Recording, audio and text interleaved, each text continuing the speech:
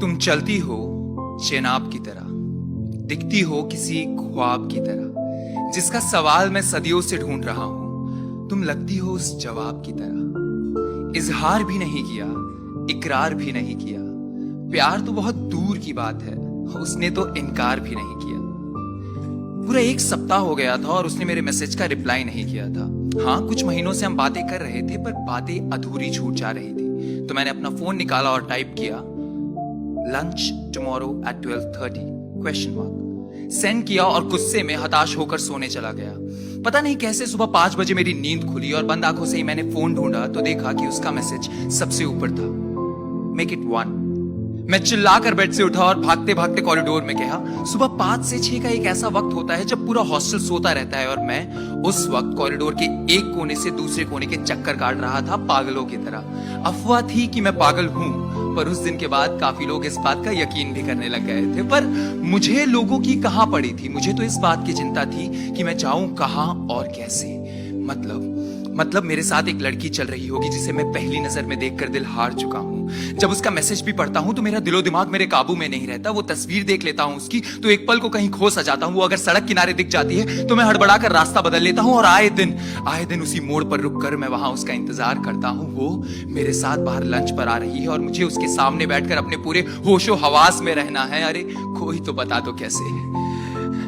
मैंने अपने आप को समेटा और वापस रूम में गया। अपने दोनों रूममेट्स को उठाया और उन्हें सब कुछ बताया और एक पल को तो उन्हें भी समझ नहीं आया कि उस लड़की ने मुझे मिलने के लिए हाँ कैसे कर दी। फिर हम तीनों ने मिलकर पूरा निरीक्षण किया। हमने एक ऐसा रेस्टोरेंट ढूंढा जो हमारे हॉस्टल से करीबन थोड़ी दूरी पर हो, ताकि वहां के आने जाने के रास्ते में हमें इतना वक्त मिल सके कि हम एक दूसरे को और अच्छे से जान पाए और वो साथ ही साथ मेरे बजट में भी हो। उन्होंने बहुत कुछ समझाया मुझे, इतनी दलीलें पेश की उन्होंने जितनी शायद सरकार ने डिमोनेटाइजेशन के वक्त भी नहीं दी होगी, और देते भी क्यों नहीं, because that was my first date ever. 21 सालों से मैंने उस लम्हे को अपने पास महफूज रखा था और उस रोज मैं उसे किसी के साथ बांटने जा रहा था। उस दिन में एक अलग सी बात थी, मानो लग रहा था कि 21 सालों से वो दिन बस मेरा इंतजार कर रहा है। Blue is my favourite colour, तो अपने गिने चुने कलेक्शंस में से सबसे अच्छी ब्लू शर्ट निकाली। बॉयज हॉस्टल में जो सबसे महंगा परफ्यूम होता है उसे मांग कर लगाया और समय से पहले ठीक 12:30 बजे मैं अपने कमरे से निकला ताकि मैं वहां पहुंचकर उसका इंतजार कर सकूं। उसी बीच उसका मैसेज आया। मैंने फोन में देखा तो लिखा था कि sorry comma I will take a bit more time to get ready, so can we meet at 1:30। ना करने की तो गुंजाइश ही नहीं थी। मुझे ऐसा लगा जैसे खुदा मुझे वक्त दे रहा है कि फुर्सत से तैयार हो जाओ उसे पहली बार इतनी करीब से देखने के लिए। तो मैं 1 बजे ठीक वहां पहुंचा। जैसे जैसे वक्त बीतता गया मेरे दिल की धड़कनें तेज होती गई और दिमाग तो कब का काम करना बंद कर चुका था।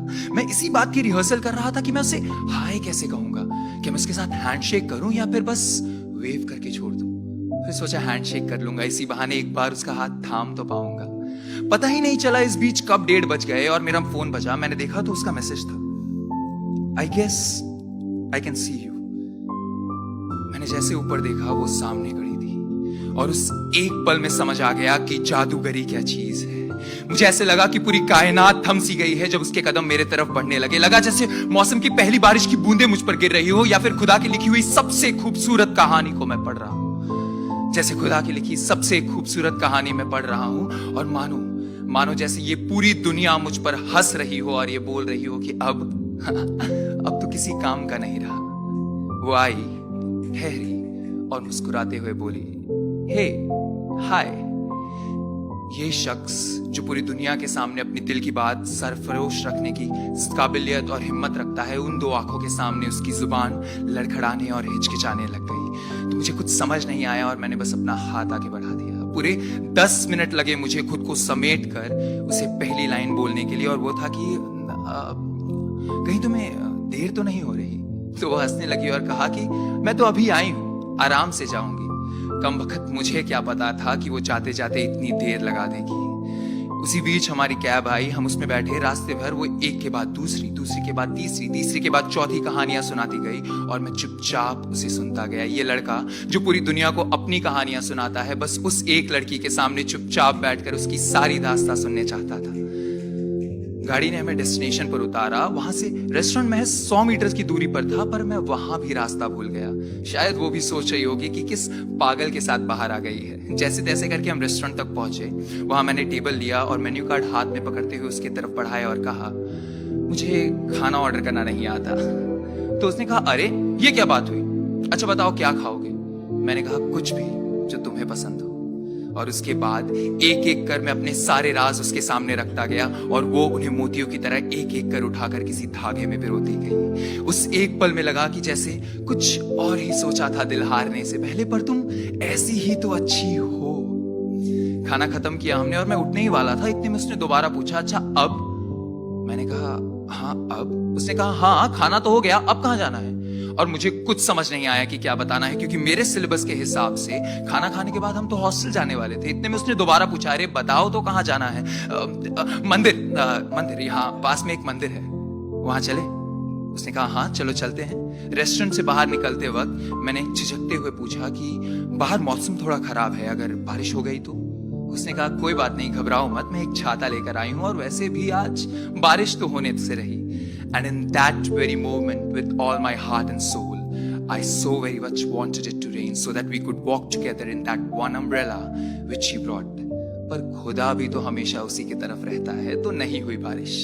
सड़क के साथ साथ हम आगे बढ़ते रहे और बढ़ते कदमों के साथ मैं कभी लड़खड़ाता, कभी हिचकिचाता, तो कभी बातों में गड़बड़ाता। उसने मुझे बताया कि किस तरह वो अपनी घर की सबसे लाडली बेटी है, उसे क्या पसंद है, क्या नापसंद है, कैसे वो एक बार हाथी की सवारी करते हुए उस पर से गिर गई थी और कितना ही पागलपन है उसमें जो वो अब भी जीना चाहती है। और मैं लफ्ज ब लफ्ज उसकी हर एक कहानी, हर एक बात को महसूस करता रहा। मुझे पूरी उम्मीद थी कि इस मुलाकात के बाद हमारे बीच कुछ ना कुछ बात तो बन जाएगी, पर देखते ही देखते हमारी बातें होना बंद हो गई। मैं समझ गया था कि उसकी तरफ से कुछ नहीं है, पर मैं उसे एक बार बताना चाहता था कि कितनी खास है वो मेरे लिए। और मुझे समझ नहीं आ रहा था कि कैसे और कब।